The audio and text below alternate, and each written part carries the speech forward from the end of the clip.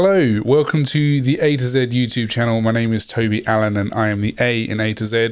Today we are looking at the brand new drum library from RS Drums called the Fairview Kit. This isn't a sponsored video because I've not been paid to make this. We were kindly given a copy of this for us to check out and I decided on my own to make a video about it. So everything I say in this video is down to my own opinion. I'm not being told what to say or anything like that. I've not been even asked to make this video. So all that being said, let's have a quick look at the library itself.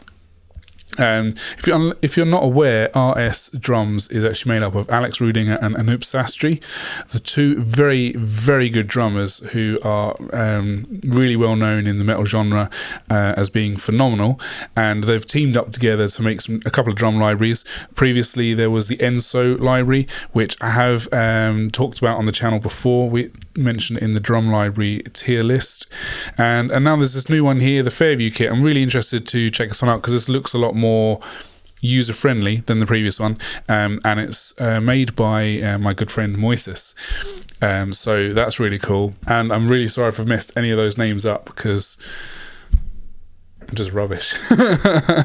So let's have a quick look at the user interface of the drum library. We've got the kit view here, and a lot of these you can actually switch them out. So like for example, we can change the China, crash here, splash, stack or splash, and splash or splash. We've also got another crash, we've got a couple of Chinas, we've got an X hat, we've got a couple of rides to choose from, and we have some Chinas and stacks to choose from as well. The toms are all as standard, they're not actually changeable, but there's 6 of them, so a good number. And then we've got 3 different kicks, and we've got a couple of different snares in here. This one here, the trick brass, has 3 different tunings. So at the moment it's the low tuning. You can go for a medium tuning and a high tuning. That high tuning is really nice. Then we've also got a Tama reissue bell brass. That is a kick. Tama SLP dynamic Kapur. And Tama Custom 13 Ply SC Maple. So they've been produced in a kind of similar kind of way to each other. To my ear at least, the tuning and then the setup sounds quite similar. I mean, they're all the same dimensions of snare, so it makes sense that they're in the kind of similar kind of ballpark sound to them. The kicks, that is the Tama Kapur, and then the Yamaha Stage, and Tama Maple. Again, they're similar kind of sizes on those, so similar kind of sounds, and they've been kind of tuned to the similar kind of setup as well. So you can see there what's all being used when you have your kit set up. You've got the main mixer here, which allows you to mix between these. You can flip the phase on them. You can also choose down here your routing if you want to multi-out. You've got controls here to control the verb, the pan, and tuning. The tuning gives it kind of a... let's just hang on. So the tuning is essentially just a pitch shifter. So...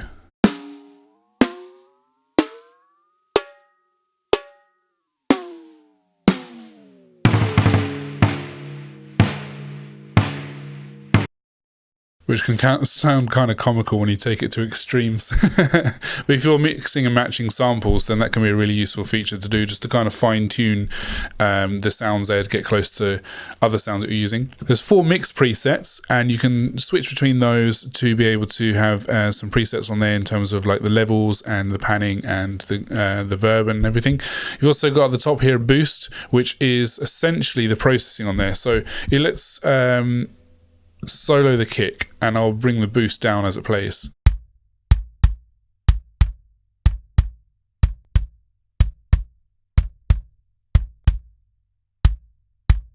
And then we'll try the same one again on the snare.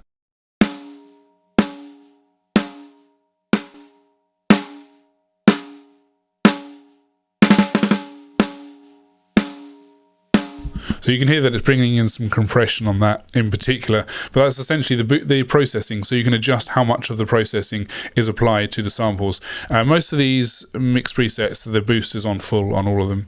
So you've got full processing going.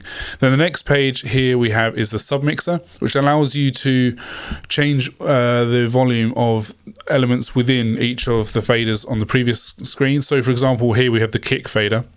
If you go to submixer, within that kick fader you have kick in, kick out 1 and 2 and a kick sample. So I'm just going to what we'll do is we shall solo the kick and then I'll solo each one individually within there. So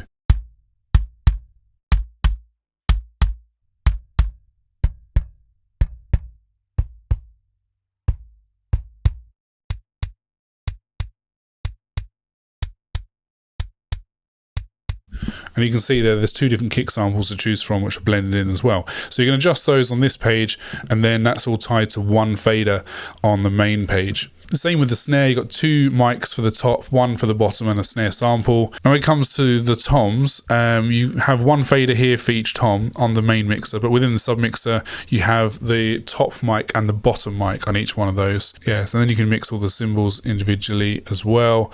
You've got over here a whole bunch of reverbs to choose from.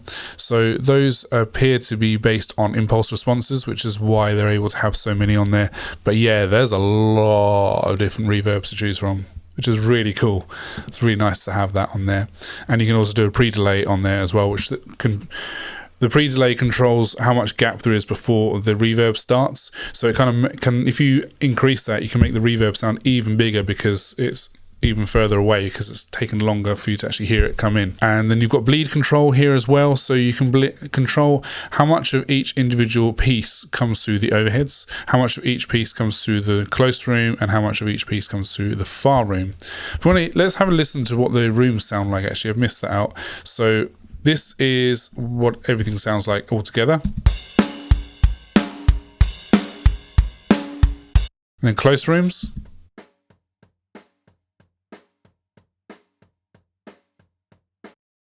Far rooms,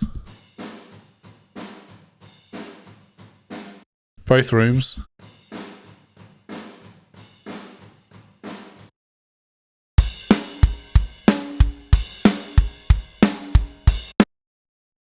let's just turn these up just for why not.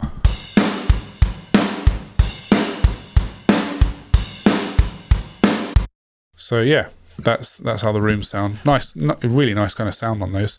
Processing wise, we have here the ability to add processing in the form of compression, transient design, saturation, and EQ. And you've got some presets on there as well. Now this appears to be just on the master bus. Yeah, so this is just on the master bus. So all of the drums will be going through these components on here. So yeah, you've got the groove library just here as well, with some various grooves from different artists, different BPMs and stuff for each artist. Let's go with the Alex Ruben 145.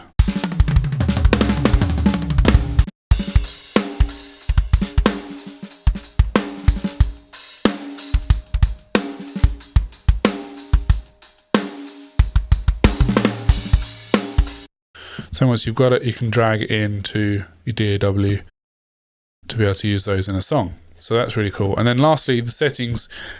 We have here the MIDI settings, so you can choose here what the mapping is on your drums. There's a few here presets as well: RS, Invasion, P4, Tune Track SD3, Easy Drummer. I found these 2 are not quite correct. There's a couple of notes on there that are not working correctly with the Easy Drummer 3 at least. So maybe that's works with the Easy Drummer 1 and there were some mapping changes. I don't know. Drum Forge Crim. It's really cool to see Crim on there. GM, and then you can do your own custom mappings as well. I'm just going to put that back to SD3 and change this to F2, which is the main issue I've noticed on here. And that's pretty much it. Yeah, you got the velocity curves here as well, so you can, if you want to have everything kind of hitting more 127, so you can just go like, well, hey, everything needs to be like really hard, then you can do that. You've also got options here for the CC curve on the hi-hat, so you can actually adjust how it responds to the opening and closing pedal on an E-kit. I think that's how that works. MIDI mapping. So the other thing as well, we've got quite a few articulations on the hat as well, which is always nice to see. So there's 3 different open on there.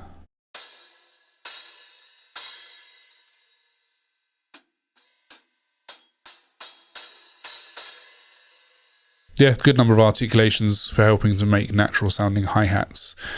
And yeah, that's pretty much it. I think it's a really cool kit. Definitely improvement on the previous one. I like the interface as well. It's nice and clean, and I really like the color scheme on here as well. It's got that nice kind of turquoisey kind of surfer blue color. Makes you think of old camper vans or something like that. I don't know. Yeah, I think it's really cool. So definitely check that out. Check the link in the description if you want to learn more about this kit, and we'll see you next time. Thank you very much for watching. Bye.